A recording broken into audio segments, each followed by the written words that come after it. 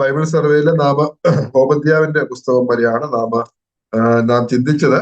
ഇന്ന് അതിനുശേഷം നമുക്ക് വളരെ സുപരിചിതമായിട്ടുള്ള യോനയുടെ പുസ്തകത്തിലേക്ക്, യോന പ്രവാചകന്റെ പുസ്തകത്തിലേക്ക് നമുക്ക് ഇന്ന് കടന്നു വരാം. ഇന്ന് യോന പ്രവാചകന്റെ പുസ്തകത്തിൽ നിന്ന് നമുക്ക് ഒരുമിച്ച് ചിന്തിക്കാം. ഈ യോന പ്രവാചകന്റെ പുസ്തകം നമുക്ക് വളരെ ചെറിയ പ്രവാചകന്മാരിൽ നമുക്ക് വളരെ പരിചിതമായിട്ടുള്ള ഒരു പുസ്തകമായിട്ടാണ് നമുക്ക് മനസ്സിലാക്കാനായിട്ട് സാധിക്കുന്നത്. ഇത് പ്രവാചക പുസ്തകത്തിൽ ആണ് ഉൾപ്പെട്ടിരിക്കുന്നതെങ്കിലും ഇത് യോനയുടെ ജീവിതവുമായിട്ട് ബന്ധപ്പെട്ട് കിടക്കുന്നതായിട്ട് നമുക്ക് മനസ്സിലാക്കാം. അതുകൊണ്ട് ആർക്കും വളരെ ഉത്സാഹത്തോടെ വായിക്കാൻ പറ്റുന്ന അല്ലെങ്കിൽ മനസ്സിലാക്കാൻ പറ്റുന്ന ഒരു പുസ്തകമായിട്ട് ഈ യോന പ്രവാചകന്റെ പുസ്തകം നമുക്ക് മനസ്സിലാക്കാനായിട്ട് സാധിക്കും. ഈ യോന പ്രവാചകന്റെ പുസ്തകം, ഈ യോനയുടെ പുസ്തകം പ്രവാചകനായ യോനയുടെ പേരിലാണ്, അല്ലെങ്കിൽ ഇതിന്റെ എഴുത്തുകാരനായിട്ടുള്ള യോനയുടെ പേരിലാണ് ഈ പുസ്തകം അറിയപ്പെടുന്നത്. മറ്റ് പ്രവചന പുസ്തകങ്ങൾ പോലെ തന്നെ ഇതിന്റെ എഴുത്തുകാരനും യോന തന്നെയാണ് എന്ന് നമുക്ക് മനസ്സിലാക്കാനായിട്ട് സാധിക്കും. യോന വടക്കേ രാജ്യമായിട്ടുള്ള ഇസ്രയേല്, ശലോമോന്റെ ശേഷം രണ്ടായിട്ട് രാജ്യം വിഭജിക്കപ്പെട്ടു, ഇസ്രയേൽ എന്നും യഹൂദ എന്നും. അതില് നോർത്തേൺ കിങ്ഡം, വടക്കേ രാജ്യമായിട്ടുള്ള ഇസ്രയേലിൽ ജനിച്ച് വളർത്തപ്പെട്ട ആളാണ് യോന പ്രവാചകൻ. അപ്പോൾ ഇങ്ങനെ ഇസ്രയേലിൽ ജനിച്ച് വളർത്തപ്പെട്ട പ്രവാചകനാൽ എഴുതപ്പെട്ട 2 പഴയ നിയമ പ്രവചന പുസ്തകങ്ങൾ മാത്രമേ ഉള്ളൂ. അതിലൊന്നാണ് ഈ യോന പ്രവാചകന്റെ പുസ്തകം, മറ്റേത് ഹോശേയ പ്രവചനമാണ്. ഹോശേയ പഠിച്ചപ്പോൾ ചിന്തിച്ചതാണ്. ബാക്കി എല്ലാ പ്രവാചകന്മാരും, പ്രവചന പുസ്തകങ്ങൾ എഴുതിയിട്ടുള്ള എല്ലാ പ്രവാചകന്മാരും തെക്കേ രാജ്യമായിട്ടുള്ള യഹൂദയിൽ നിന്നായിരുന്നു. എന്നാൽ ഈ 2 പ്രവാചകന്മാരാണ്, ഹോശയും അതുപോലെ യോനയുമാണ് വടക്കേ രാജ്യത്ത്, അതായത് ഇസ്രയേലിൽ ജനിച്ചു വളർത്തപ്പെട്ടിട്ടുള്ള 2 പ്രവാചകന്മാർ എന്ന് നമുക്ക് മനസ്സിലാക്കാനായിട്ട് സാധിക്കും. ഇവിടെ ഈ യോന പ്രവാചകന്റെ പുസ്തകത്തില് ഒരു സുവിശേഷന്റെ പ്രവർത്തനമാണ് യോനയിലൂടെ നമുക്ക് കാണാനായിട്ട് സാധിക്കുന്നത്. നിനവയില് ദൈവം അയച്ചു, അങ്ങനെ അവിടെ ചെന്ന് അവരെ മാനസാന്തരത്തിലേക്ക് നയിക്കുന്ന ഒരു സുവിശേഷകന്റെ പ്രവർത്തനമാണ് നമുക്ക് യോനയുടെ പുസ്തകത്തിൽ നമുക്ക് കാണാനായിട്ട് മനസ്സിലാക്കാനായിട്ട് ഇടയായി തീരുന്നത്. അതുപോലെ പുറജാതികളുടെ അടുക്കലേക്ക് ആദ്യമായിട്ട് അയക്കപ്പെട്ട അപ്പോസ്തലനായിട്ട് നമുക്ക് യോനെ മനസ്സിലാക്കാനായിട്ട് സാധിക്കും. ആദ്യമായിട്ട് ഇസ്രായേലിന് വെളിയിൽ കടന്നു ചെന്ന് പ്രവർത്തിക്കുവാനായിട്ട് ദൈവം അയച്ച ആദ്യത്തെ വ്യക്തിയാണ്, അല്ലെങ്കിൽ ആ നിലയിൽ ആദ്യമായിട്ട് അയക്കപ്പെട്ട അപ്പോസ്തലനായിരുന്നു യോന എന്ന് നമുക്ക് മനസ്സിലാക്കാനായിട്ട് സാധിക്കും. അങ്ങനെ വളരെ പ്രത്യേകതകളുള്ള ഒരു പുസ്തകമാണ് യോനയുടെ പുസ്തകം എന്ന് നമുക്ക് മനസ്സിലാക്കാനായിട്ട് സാധിക്കും. ഇനിയും ഈ പ്രവാചകനെ കുറിച്ച്, യോന പ്രവാചകനെ കുറിച്ച് നാം ചിന്തിക്കുകയാണെങ്കിൽ നമുക്കറിയാം, അതിന്റെ 1-ാം അധ്യായം 1-ാം വാക്യം നമുക്ക് ആദ്യം വായിക്കാം. യോനയുടെ പുസ്തകം 1-ാം അധ്യായം 1-ാം വാക്യം. അമിത്ഥായുടെ മകനായ യോനായ്ക്ക് യഹോവയോട് അരുളപ്പാട് ഉണ്ടായതെന്തെന്നാൽ, ഈ പ്രവാചകനെ കുറിച്ച് അവിടെ പറയുന്നത് അമിത്ഥായുടെ മകനായ യോന. ഈ യോന പ്രവാചകനെ കുറിച്ച് രാജാക്കന്മാർ 2-ാം പുസ്തകത്തില് പറഞ്ഞിട്ടുണ്ട്. രാജാക്കന്മാർ 2-ാം പുസ്തകം, 2 രാജാക്കന്മാർ 14-ാം അധ്യായം 25-ാം വാക്യം, അതും കൂടെ ഇതിനോട് ചേർത്ത് നമുക്ക് വായിക്കാം. രാജാക്കന്മാരുടെ 2-ാം പുസ്തകം 14-25. ആ വാക്യം നമ്മൾ പല പ്രാവശ്യം നമ്മൾ വായിക്കും. അതുകൊണ്ട് 14-ാം അധ്യായം, രാജാക്കന്മാരുടെ 2-ാം പുസ്തകം 14-ാം അധ്യായം 25-ാം വാക്യം.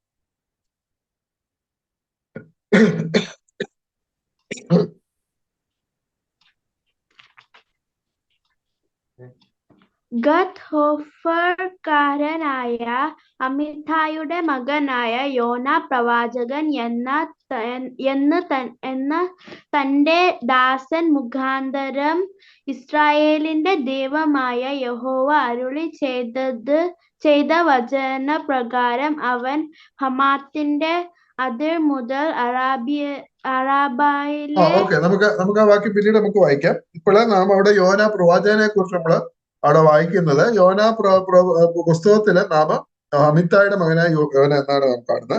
എന്നാൽ ഇവിടെ കുറച്ചുകൂടെ ഡീറ്റെയിൽസ് അല്ലെങ്കിൽ പശ്ചാത്തലം യോനയെ കുറിച്ച് നമുക്ക് കാണാനായിട്ട് സാധിക്കും. അത് നമ്മളിവിടെ വായിക്കുന്നത് ഗത്ഹോഫർക്കാരനായ അമിത്തായുടെ മകനായ യോന പ്രവാചകൻ. അപ്പോൾ യോന പ്രവാചകന്റെ സ്ഥലം ഗലീലയിലെ ഗത്ത് ഹേഫറിലായിരുന്നു. ഗത്ത് ഹേഫർ എന്ന് പറയുന്ന സ്ഥലത്ത്, ഗലീലയിലെ ഗത്ത് ഹേഫർ എന്ന് പറയുന്ന സ്ഥലത്ത് ജീവിച്ചിരുന്ന പ്രവചന ശുശ്രൂഷ നടത്തിക്കൊണ്ടിരുന്ന വ്യക്തിയും അതുപോലെ അമിത്തായിയുടെ മകനുമായിരുന്നു യോന എന്ന് നമുക്ക് മനസ്സിലാക്കാനായിട്ട് സാധിക്കും. ഈ ഗത്ത് ഹേഫർ എന്ന് പറയുന്നത് ഗലീലയിലാണ്.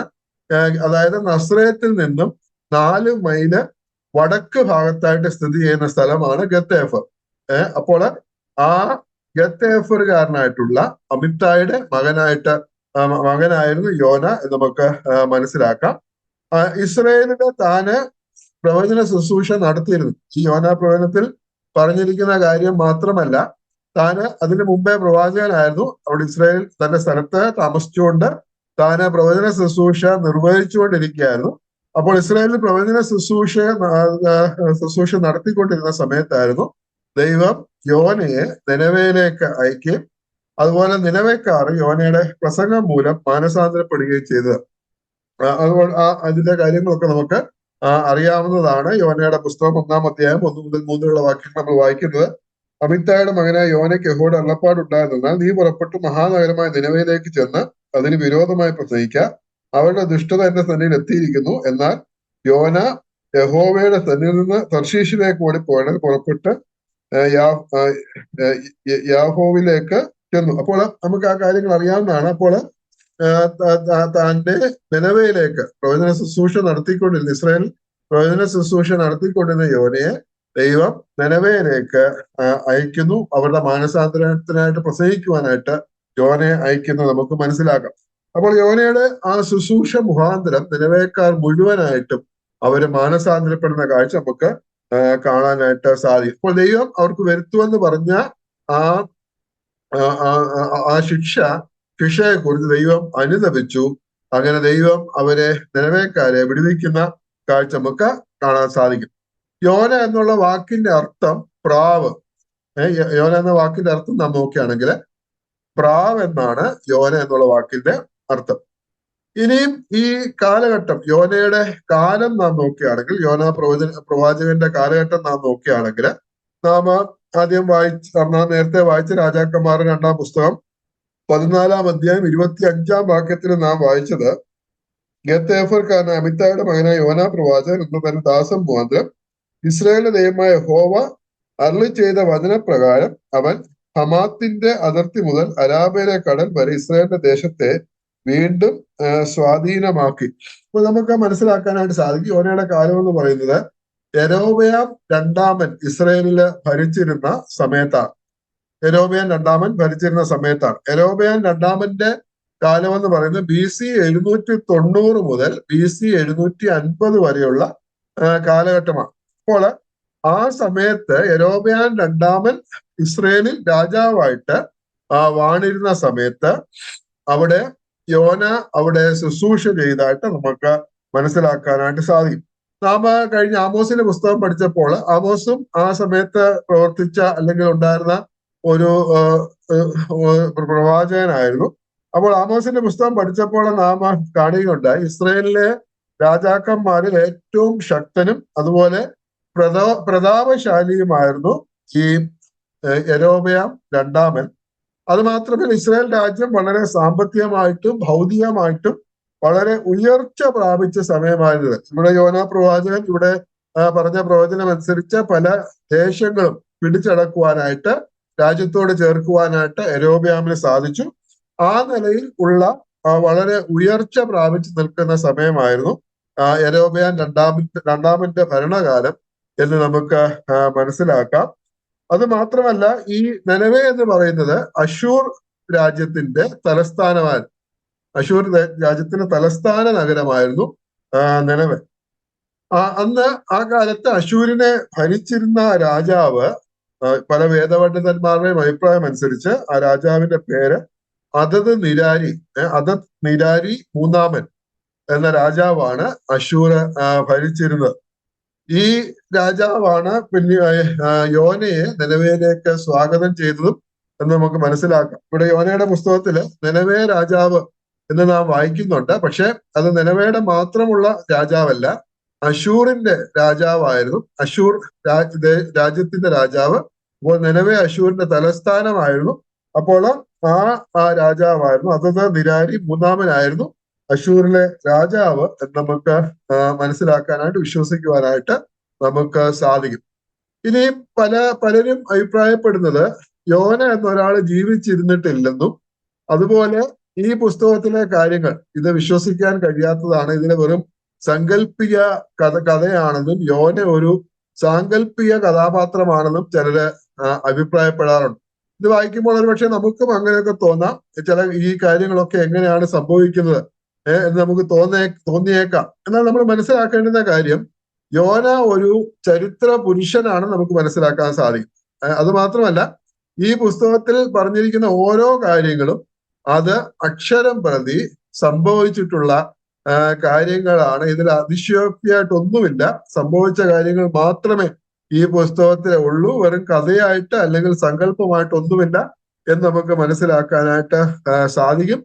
യോന ജീവിച്ചിരുന്നു എന്നുള്ളതിന് നമുക്ക് പല തെളിവുകളും നമുക്ക് മനസ്സിലാക്കാനായിട്ട് സാധിക്കും. ഒന്നാമതായിട്ട് നാം നേരത്തെ വായിച്ച രാജാക്കന്മാരുടെ 2-ാം പുസ്തകം 14-ാം അധ്യായം 25-ാം വാക്യത്തില് യോന പ്രവാചകനെ കുറിച്ചും തന്റെ പ്രവാചക ശുശ്രൂഷയെ കുറിച്ചും നമുക്ക് കാണാനായിട്ട് സാധിക്കും. രെഹോബെയാം രാജാവിന്റെ കാലത്ത് ജീവിച്ചിരുന്ന ശുശ്രൂഷ നടത്തിയിരുന്ന ഒരു പ്രവാചകനായിരുന്നു യോന.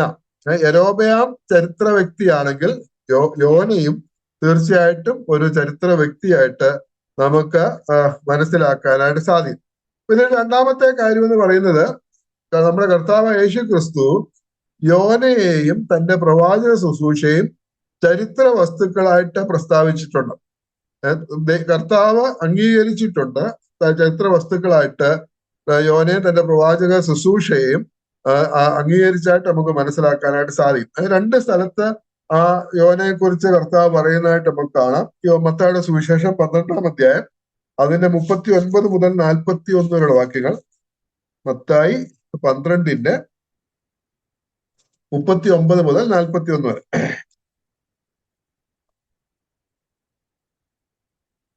ദോഷവും വ്യഭിചാരവുമുള്ള തലമുറ അടയാളം തിരയുന്നു. യോന പ്രവാചകന്റെ അടയാളമല്ലാതെ അതിന് അടയാളം ലഭിക്കുകയില്ല. യോന കടലാനയുടെ വയറ്റിൽ 3 രാവും 3 പകലും ഇരുന്നത് പോലെ മനുഷ്യപുത്രൻ 3 രാവും 3 പകലും ഭൂമിയുടെ ഉള്ളിലിരിക്കും. നിനവേക്കാർ ന്യായവിധിയിൽ ഈ തലമുറയിൽ ഒന്നിച്ചെഴുന്നേറ്റ് അതിനെ കുറ്റം വിധിക്കും. അവർ യോനയുടെ പ്രസംഗം കേട്ട് മാനസാന്തരപ്പെട്ടുവല്ലോ. ഇതാ ഇവിടെ യോനയിലും വലിയവൻ. അപ്പോൾ കർത്താവ് യോനയുടെ ശുശ്രൂഷയും യോനയും അത് ചരിത്ര വസ്തുക്കളായിട്ട് തന്നെ സ്ഥിരീകരിക്കുന്നതായിട്ട് നമുക്ക് മനസ്സിലാക്കാൻ സാധിക്കും. അതുപോലെ ലൂക്കോസിന്റെ സുവിശേഷം 11-ാം അധ്യായം 29-ഉം 30-ഉം വാക്യങ്ങൾ. ലൂക്കോസിന്റെ സുവിശേഷം 11-ാം അധ്യായം 29-ഉം 30-ഉം.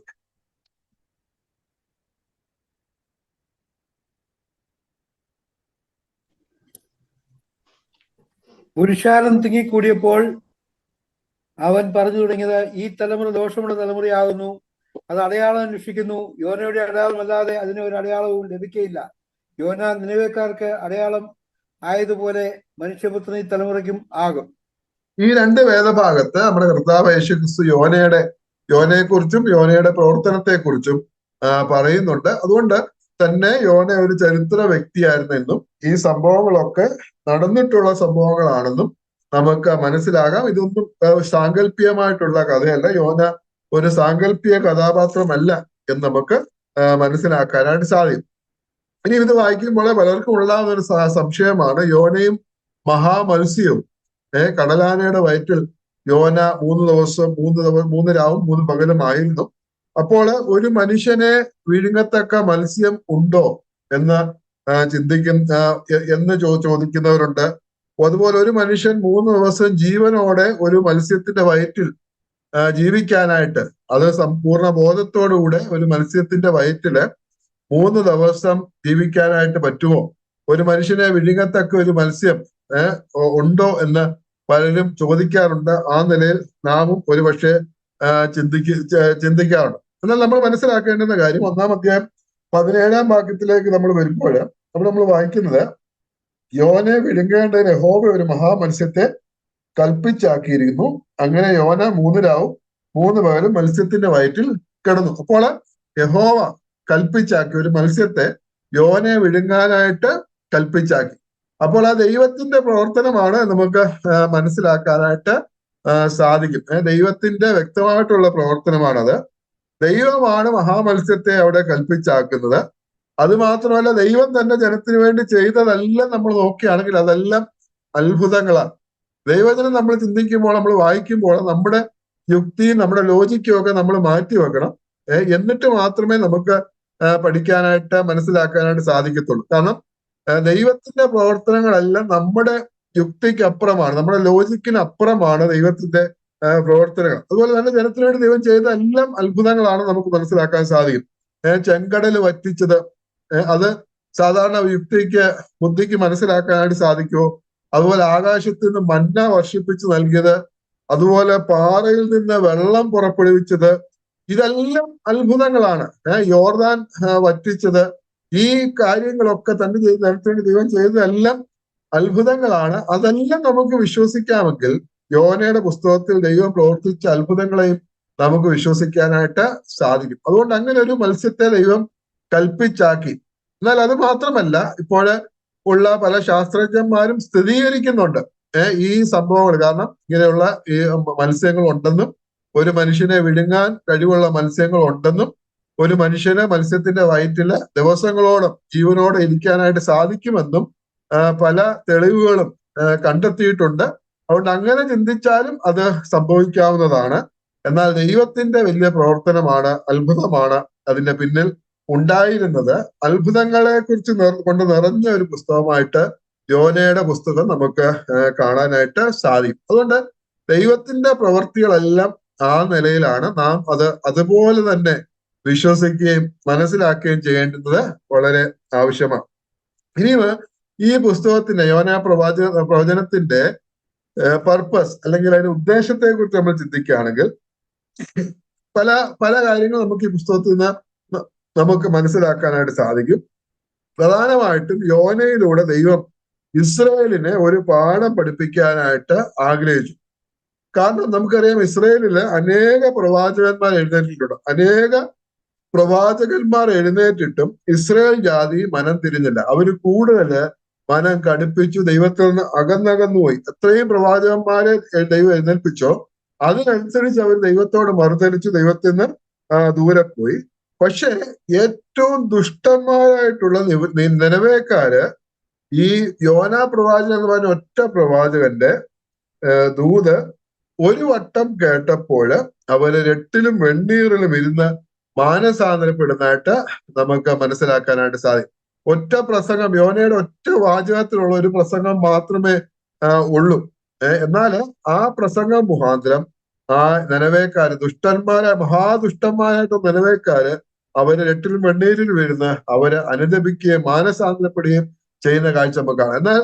എന്നാൽ ആ ബോധം ആ ജാതിക്കുണ്ടായെങ്കിൽ എന്നാൽ ദൈവത്തിന്റെ സ്വന്തം ജനമായ ഇസ്രായേലിയർക്ക് ദൈവം ഇത്രയും ദൈവദാസന്മാരെ പ്രവാചകന്മാരെ എഴുന്നേൽപ്പിച്ചിട്ടും അവര് മനം തിരിയുവാനോ അല്ലെങ്കിൽ മാനസാന്തരപ്പെടുവാനോ ഇടയായിട്ട് കഴിഞ്ഞില്ല എന്നുള്ളത് വളരെ ദുഃഖകരമായിട്ടുള്ള സത്യമാണ്.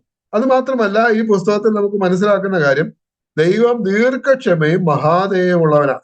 ദൈവം ക്ഷമിക്കും, മഹാദയയും ദീർഘക്ഷമയുള്ളവനാണ് നമ്മുടെ ദൈവം. അത് മാത്രമല്ല, യഹോവയുടെ രക്ഷ ഇസ്രായേലിൽ മാത്രമായിട്ട് ഒതുങ്ങി നിൽക്കുന്നില്ല. ഏത് ജാതിയിലും ഏതൊരാളും മാനസാന്തരപ്പെട്ട ദൈവത്തിലേക്ക് തിരിയുന്നോ അവരെ സ്വീകരിക്കുവാനായിട്ട് ദൈവം സന്നദ്ധനാണ് എന്നുള്ള കാര്യവും നമുക്ക് ഈ പുസ്തകത്തിൽ മനസ്സിലാക്കാനായിട്ട് സാധിക്കും. ഇനിയും ഈ പ്രവചനത്തിന്റെ അല്ലെങ്കിൽ ഈ പുസ്തകത്തിന്റെ ഘടന എന്ന് പറയുന്നത് നമുക്കറിയാം, വളരെ ചെറിയൊരു പുസ്തകമാണ് യോനയുടെ പുസ്തകം എന്ന് പറയുന്നത്. നമുക്ക് ഒറ്റ ഇരിപ്പിന് നമുക്ക് വായിച്ചു തീർക്കാനായിട്ട് പറ്റും. 4 അധ്യായങ്ങളാണ്. എന്നാൽ ഈ 4 അധ്യായങ്ങൾ എന്നുള്ളത് പറഞ്ഞാലും ഇതെല്ലാം ചെറിയ ചെറിയ അധ്യായങ്ങളാണ്. 48 വാക്യങ്ങൾ മാത്രമേ ഈ പുസ്തകത്തിൽ ഉള്ളൂ. നമുക്ക് മനസ്സിലാക്കാനായിട്ട് സാധിക്കും. ഇനിയും ഇതിന്റെ ഉള്ളടക്കത്തിലേക്ക് വരികയാണെങ്കിൽ, ഇത് നമുക്ക് വളരെ പരിചിതമായിട്ടുള്ള പുസ്തകമാണ്. അതുകൊണ്ട് ഇതിന്റെ ഉള്ളിലേക്ക് ഇറങ്ങാനോ അല്ലെങ്കിൽ ഡീറ്റെയിൽ ആയിട്ട് ചിന്തിക്കാനോ ഒന്നും ഞാൻ ആഗ്രഹിക്കുന്നില്ല. നമ്മൾ ഒത്തിരി പ്രസംഗങ്ങൾ കേട്ടിട്ടുണ്ട്, നമ്മൾ തന്നെ പല പ്രാവശ്യം ചിന്തിച്ചിട്ടുള്ളതാണ്. അങ്ങനത്തെ ഒരു പുസ്തകമാണ് യോനയുടെ പുസ്തകം എന്ന് പറയുന്നത്. അതുകൊണ്ട് ആ ഒരു ഡീറ്റെയിൽസിലേക്കൊന്നും ഞാൻ ഇറങ്ങുന്നില്ല. അതിന്റെ ഉള്ളടക്കം നമുക്ക് പെട്ടെന്ന് നമുക്ക് നോക്കി മുമ്പോട്ട് പോയി ആ നിലയിൽ അവസാനിപ്പിക്കാനായിട്ട് ആഗ്രഹിക്കുന്നു. അതിന് 1-2 അധ്യായം എന്ന് പറയുന്നത് പ്രവാചകന്റെ ഒന്നാം നിയോഗവും അതുപോലെ അനുസരണക്കേടും നമുക്ക് കാണാനായിട്ട് സാധിക്കും. 1-2 അധ്യായത്തില് പ്രവാചകനെ ദൈവം നിയോഗിക്കുന്നു, നിനവയിലേക്ക് പോയി ശുശ്രൂഷിക്കുവാനായിട്ട് ദൈവം അയക്കുന്നു. എന്നാൽ പ്രവാചകൻ അനുസരണക്കേട് കാണിക്കുന്നതായിട്ട് നമുക്ക് കാണാനായിട്ട് സാധിക്കും. അതിന് 1-ാം അധ്യായം 1 മുതൽ 3 വാക്യങ്ങളില് പ്രവാചകന്റെ നിയോഗവും അതുപോലെ ഓടിപ്പോകും നമുക്ക് കാണാൻ സാധിക്കും. നിനവയിലേക്ക് പോകാനായിട്ട് പറഞ്ഞു. എന്നാൽ യോന തർശീശിലേക്ക് പോകാനായിട്ട് ആഗ്രഹിക്കുന്നു. അതിനുള്ള കാര്യങ്ങൾ ചെയ്യുന്നതായിട്ട് നമുക്ക് കാണാൻ സാധിക്കും. പിന്നീട് 4 മുതൽ 12 വരെയുള്ള വാക്യങ്ങളില് അവിടെ സമുദ്രത്തില് ഒരു കൊടുങ്കാറ്റ് ദൈവം അടുപ്പിക്കുന്നു. അങ്ങനെ കൊടുങ്കാറ്റും തുടർന്നുണ്ടായ പ്രശ്നങ്ങളും കാര്യങ്ങളും ഒക്കെ നമുക്കറിയാം. അതിനുശേഷം യോന കുറ്റസമ്മതം നടത്തുന്നതായിട്ട് നമുക്ക് കാണാൻ സാധിക്കും. തന്നിലൂടെയാണ് ഈ പ്രയാസങ്ങളൊക്കെ വന്നത് എന്ന് മനസ്സിലാക്കുകയും ഒരു കുറ്റസമ്മതം നടത്തുകയും ചെയ്യുന്നത് നമുക്ക് കാണാം. അതിനെ തുടർന്ന് യോനയെ അവരെ പിടിച്ച് കടലിൽ ഇടുന്നതായിട്ട് നമുക്ക് മനസ്സിലാക്കാനായിട്ട് സാധിക്കും. പിന്നീട് 1-ാം അധ്യായം 13 മുതൽ 17 വാക്യങ്ങളില് മഹാമത്സ്യത്തെ ദൈവം കൽപ്പിച്ചാക്കുകയും ആ മഹാമത്സ്യം യോനയെ വിഴുങ്ങുകയും ചെയ്യുന്നത് നമുക്ക് അവിടെ കാണാനായിട്ട് സാധിക്കും. യോന 3 രാവും 3 പകലും മത്സ്യത്തിന്റെ വയറ്റിൽ കിടന്നതായിട്ട് നമുക്ക് അവിടെ കാണാം. പിന്നീട് 2-ാം അധ്യായത്തിലേക്ക് വരുമ്പോൾ 2-ാം അധ്യായത്തിലെ യോനയുടെ പ്രാർത്ഥനയും തുടർന്നുണ്ടാകുന്ന വിടുതലുമാണ് നമുക്ക് കാണാൻ സാധിക്കും. യോന അവിടെ പ്രാർത്ഥിക്കാം. എന്നാൽ ആ പ്രാർത്ഥന വളരെ ശ്രദ്ധേയമാണ്. യോനയുടെ പ്രാർത്ഥന നോക്കുകയാണെങ്കിൽ അതില് അനുതാപത്തിൻ്റെതായിട്ടുള്ള ഒരു വാക്കുപോലും ആ പ്രാർത്ഥനയിലില്ല. തന്റെ അവസ്ഥ, തന്റെ പരിതാപകരമായിട്ടുള്ള അവസ്ഥ, അതാണ് യോന പറയുന്നത്. അതിൽ നിന്ന് രക്ഷിക്കാനായിട്ട് പറയുന്നുണ്ട്. എന്നാല് ഒരു അനുതാപത്തിന്റെ ഒരു വാക്കുപോലും നമുക്ക് അവിടെ കാണാനായിട്ട് നമുക്ക് സാധിക്കുന്നില്ല. അപ്പോൾ യോനയുടെ പ്രാർത്ഥനയും അത് മുഖാന്തരം ദൈവം യോനയുടെ പ്രാർത്ഥനയായിട്ട് യോനെ വിടുവിക്കുകയും ചെയ്യുന്നത് നമുക്ക് കാണാൻ സാധിക്കും. 10-ാം വാക്യം, യഹോവ മത്സ്യത്തോട് കൽപ്പിച്ചിട്ട് അത് യോനെ കഴിക്ക് ഛർദ്ദിച്ചു കളയുന്നതായിട്ട് നമുക്ക് കാണാം. പിന്നീട് 2-ാമത്തെ വിഷയം എന്ന് പറഞ്ഞാൽ പ്രവാചകന്റെ 2-ാം നിയോഗം. ആദ്യം 1-ാം നിയോഗം 1-2 അധ്യായത്തില്, 3-4 അധ്യായത്തില് പ്രവാചകന്റെ 2-ാം നിയോഗവും നിനവേക്കാരുടെ മാനസാന്തരവും നമുക്ക് കാണാനായിട്ട് സാധിക്കും. 3-ാം അധ്യായം 1 മുതൽ 4 വാക്യങ്ങളില് യോനയുടെ അനുസരണമാണ്. നിവൃത്തിയില്ലാതെ യോന അത് ദൈവത്തെ അനുസരിക്കുകയാണ്. പിന്നീട് നിനവയിലേക്ക് ചെല്ലുകയും അതിനെതിരെ പ്രസംഗിക്കുകയും ചെയ്ത് നമുക്ക് കാണാൻ സാധിക്കും.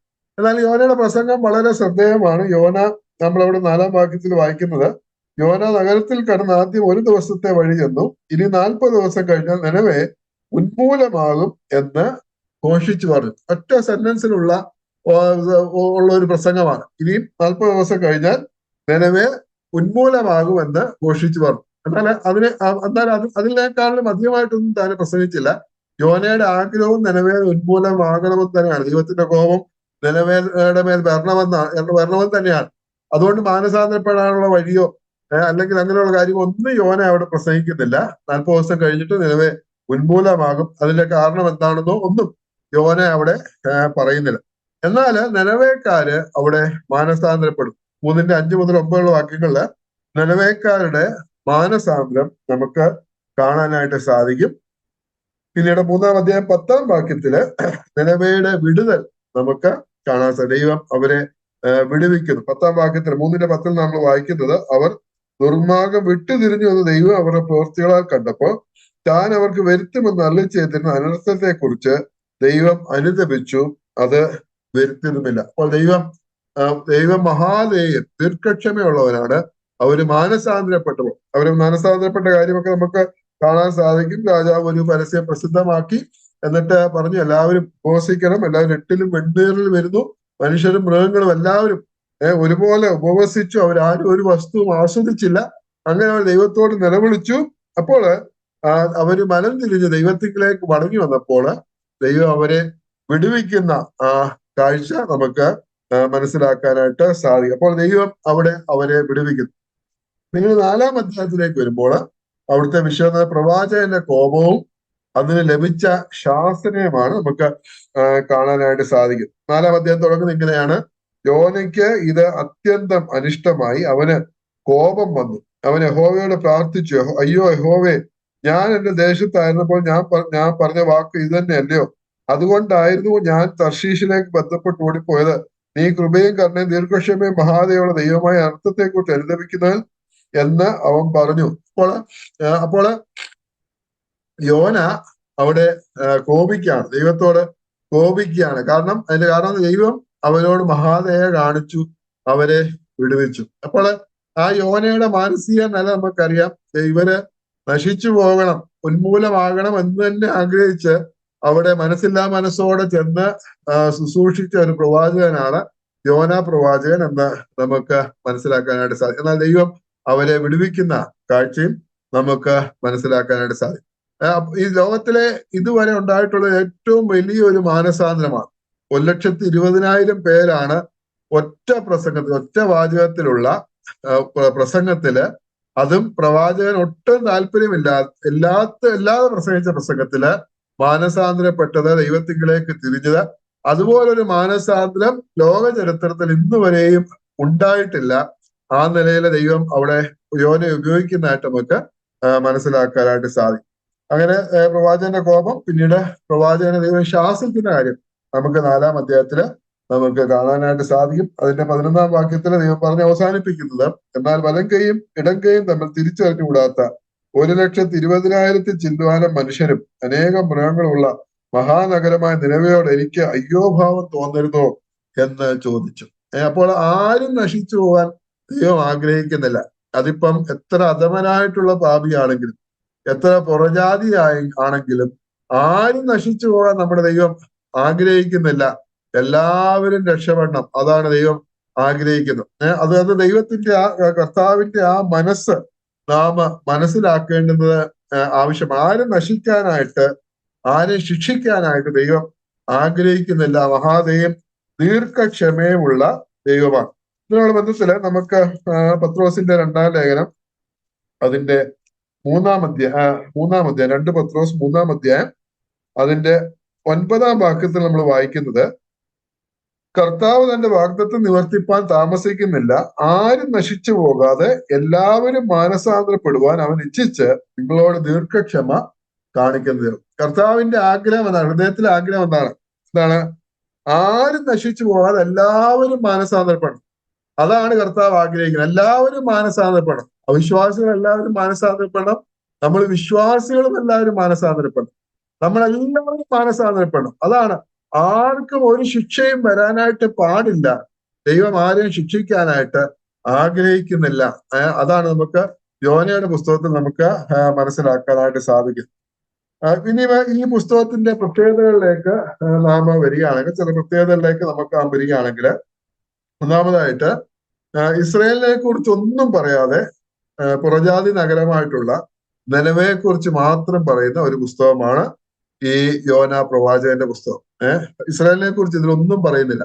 ഇസ്രായേൽ ഇതിലും സങ്കടകരമായിട്ടുള്ള ജീവിതമാണ് അവർ നയിക്കുന്നത്. അത് നമ്മള് കഴിഞ്ഞ ദിവസങ്ങളൊക്കെ നമുക്ക് കാണാനായിട്ട് ഇടയായിട്ട് തീർന്നു. എന്നാൽ ഇസ്രായേലിനെ കുറിച്ചൊന്നും പറയാൻ, നിലവയെ കുറിച്ച് മാത്രം പറയുന്ന ഒരു പുസ്തകമായിട്ട് നമുക്ക് ഇത് കാണാനായിട്ട്, ഈ പുസ്തകത്തിൽ നമുക്ക് കാണാനായിട്ട് സാധിക്കും.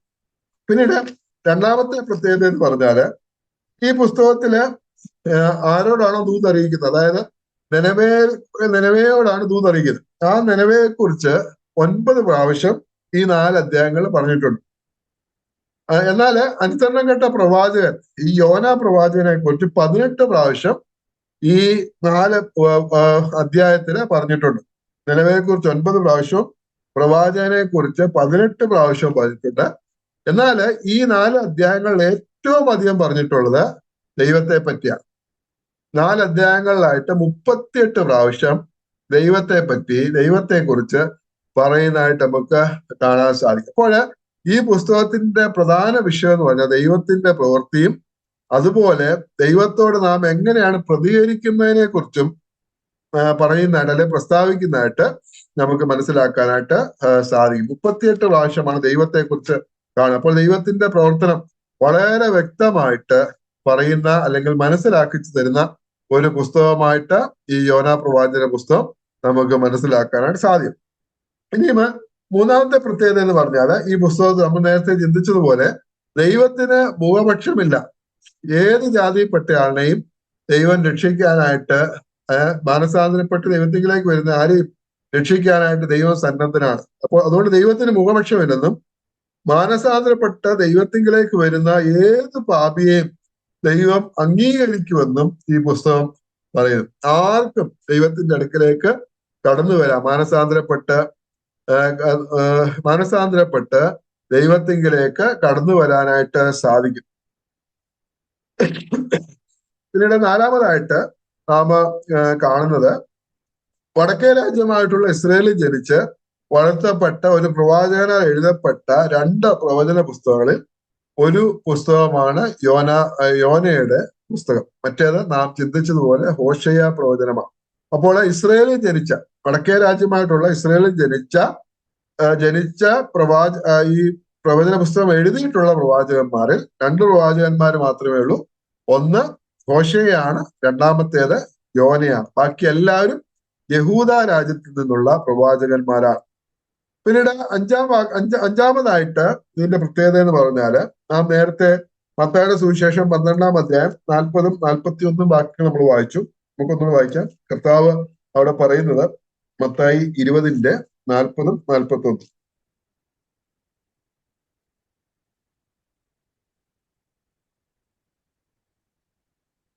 ഇരുപതിന്റെ 40-ഉം 40-ഉം. സോറി 12-ന്റെ 40-ഉം 41-ഉം.